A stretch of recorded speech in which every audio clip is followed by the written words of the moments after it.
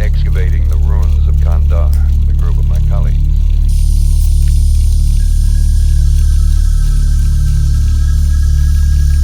Candyman,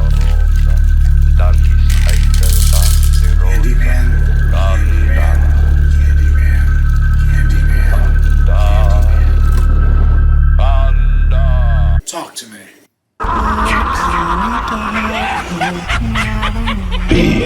My victim. Time to go to sleep. I kind of briefly touched on this mask in the last video in this vlog series, but I did want to highlight this a little bit more because it was kind of just mentioned in passing. So this technically is the third Hobo Myers from Rob Zombie's Halloween 2 mask that I've owned, but this one is probably the most special one out of any one I've ever had in my collection. So this is made for me by Rob Slasher from Stabbin Cabin Studios, which I mean I'm also a part of Stabbin Cabin Studios. But this was pretty much all his work. But this mask is technically called the Stripper Ripper. And this is technically the prototype. It's the first one he's done from this. And I absolutely love how this thing came out. From the paint to the kind of stained blood on there. The way the hair is all kind of knotted up and nasty looking. It really looks fantastic. I'll spin around to the side a little bit. You can kind of get a little better look. I mean, it's got ears under there, but I like how the hair is all kind of flopping down on there. You can see all the scars and everything. It has a great texture to it, which he brought out with some really great like dry brushing and everything throughout the paint. And then if we go over to the ripped side, this is on like a, I think it's a I forget if this is the De La Tour or the Ford Effects. I think this is the De La Tour head form basically under here. So you can see the kind of Tyler Mane face going on there. But yeah, so this is the ripped side. Got all the tears in there, looking really good. You can go back there and see like the ear area and everything. But for me, the part that actually makes this mask even better is at the back, which you look at quickly, it's like, well, what the hell's going on back here? Nothing all that special. But if you look at the slit here in the back, you can see it goes up pretty high. So I've had a Hobo Myers cosplay for a while now, but the mask that I've been using doesn't fit me particularly well. I've talked about how I kind of have a big head, so sometimes masks don't fit me all that great. I think if I'm measuring my head correctly, it's like 25 inches, maybe a little bit bigger than that. And most masks are usually kind of around 24, it seems, from what I've seen from people. And actually, if I bring in my two other Hobo Myers masks, I can kind of explain this problem in terms of a child's story, because it is literally a Goldilocks situation here. This was the first mask that I got for Hobo Myers. It was only ever really intended to be a display mask. It was in the first wave of me really trying to collect all the Myers masks. I think I actually documented it back in a Halloween vlog years ago at this point. And even back then in those videos, I was complaining that this thing was way too big. I believe it's marked as a Handy Boy mask, but I think it might have not been their mold or their cast. Like, I think maybe they got a blank and painted it up. But it is just a enormous mask. Even on my fat head, it is huge. And then here on the right is the prop shop site mask. And it's, I think they even say their mask is meant for a head that's under 24 inches. So not trying to like talk down on either of these other ones, but they're their own thing and neither fit me very well. But this new one is like a perfect fit for me. It's comfortable to wear. It fits my head correctly. And I'm just really lucky that I have a friend that was able to help me get the modifications needed to make this mask fit my head. It's not designed to fit a head my size. Like, that's not how he standardly cuts them or anything like that. But he had the knowledge to be able to make the accommodations to make it work for me, which is just fucking awesome. So coming up at Spookala, Tyler Mane is going to be there. I already have his autograph several times, but it would be cool to get another photo with him in my now upgraded version of Hobo Myers. I'm also working on my own version of that knife, so, you know, I could kind of bring a Stabbin Cabin Studios version of the costume to the con, which would be really cool. So just to kind of further show off the masks, here is, you know, the main part of the Hobo Myers costume. Mine's not 100% accurate. This coat is not the right coat. I found it recently. I bought the wrong hood for it, but it's pretty close in terms of the screen-used pieces of stuff used to go into it. So here's that first mask. And like I said, I kind of swim in it, and then it's so large, especially even the back, that if I try to turn my head, sometimes my head just turns inside the mask because it catches on things. So, not great. You put the hood up, give you kind of an idea of what that's like. So next up, we've got the prop shop site.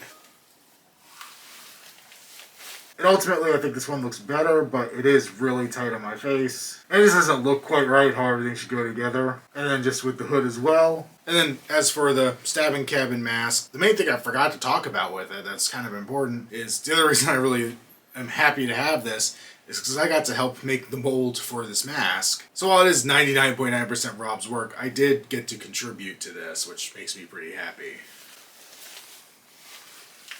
So that is definitely the better fit of all three. It's incredibly comfortable. One of the more comfortable masks I've ever worn, to be honest. And then there it is with the hood on. Pretty close to perfect.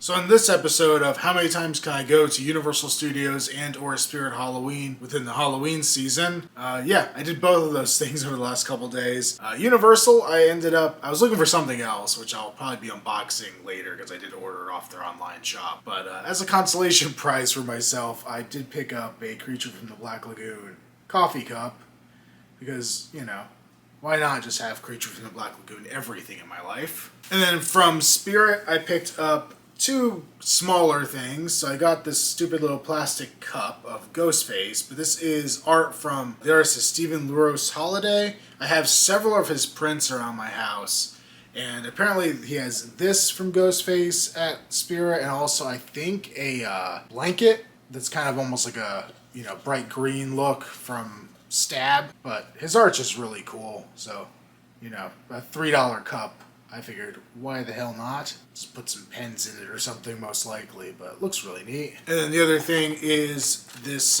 vintage style witch mask. I have a lot of their other vintage style masks that they've done. I don't know if I didn't see this one before. I don't know if it's new or not. I don't see like a copyright date on the tag, so I'm not really sure if it was new for this year or if they had previously. I feel like I've seen it previous years. But this is based off I think it was an old Collegeville. It might have been a Ben Cooper, but I think it was a Collegeville mask. And they did the Frankenstein mask that's very similar. It was kind of in that same era. And yeah, I felt like I needed to have this one in my collection. It's cool because I actually recently got the real deal of the Frankenstein mask. And probably if I can find a vintage one of these, I'll probably get it as well for a decent price at least. But for now, I might as well grab this one. Currently I have all those vintage style masks. Some are from Spirit, some are from Party City, up above this door here. While there's a little bit of room on the left side to add another one, it would kind of break up the symmetry I have going on. So I think I'm probably actually going to take down this cat here on the right. I hadn't realized until recently that there's 3 cats up there, so I think I could stand to lose one. And the other two look a little more vintage to me, so I'm probably going to lose this super glossy one there and replace it with the witch. Alright, so there it is with the witch swapped in. I'll find another home for that cat. It's still a cool mask, it's just a lot of cats in a small area, so I'm just gonna keep it a little more diverse. And honestly, I really love that it's right next to the Frankenstein's monster mask now, because those two, in my head, go together very, very well. Hello. Today we're back with another unboxing video. And today's question is, do you like scary movies? Now that we've gutted the package like a fish, let's see what's inside.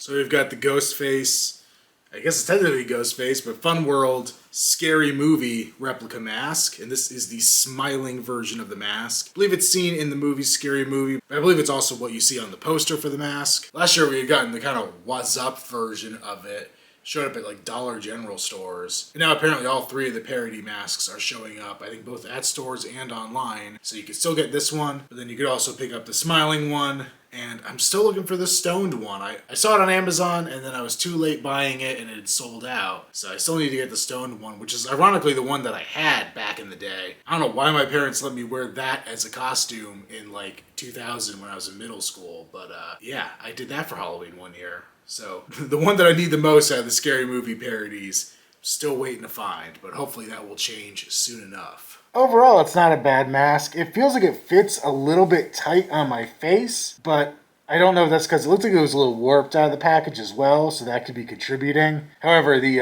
anniversary mask I just had on, the deluxe anniversary mask, I was able to wear it with like my glasses on under it, and this one is definitely much tighter than that. I don't think I could get my glasses and my head in here without having a lot of trouble getting them both to stay on. So not quite as roomy as some of the other masks, but hey, I'm mostly just going to use this for display, so it works out for how I want it to work.